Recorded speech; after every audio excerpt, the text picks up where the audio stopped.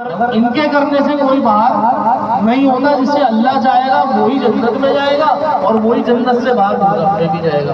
اس چیز کو سمجھ لیجیے۔ اب آ جائے آیت کے ترجمے کے اوپر۔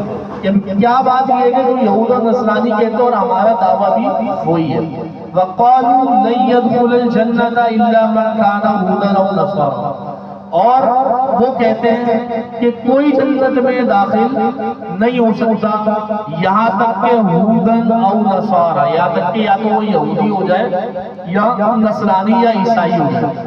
یہی دعویٰ ہمارا بھی ہے، یہ ذہن میں رکھیے گا کہ کلمہ پڑھ کے مسلمان ہو گئے تو جنت ہے، اور کسی کے لیے جنت نہیں ہے۔ اسی لیے ہم سب کو کہتے ہیں آؤ بھائی مسلمان ہو جاتا کہ جنت کا راستہ کھولا۔ تل کا امانی جو اللہ فرماتا ہے کہ یہ ان کے اپنے گمان ہیں، یہ ان کے اپنی سوچ ہے۔ کیوں ہے؟ اگر وہ سچے ہیں تو اللہ فرماتا ہے قُلْ هَاتُوا بُرْهَانَکُمْ، اگر تم اپنی بات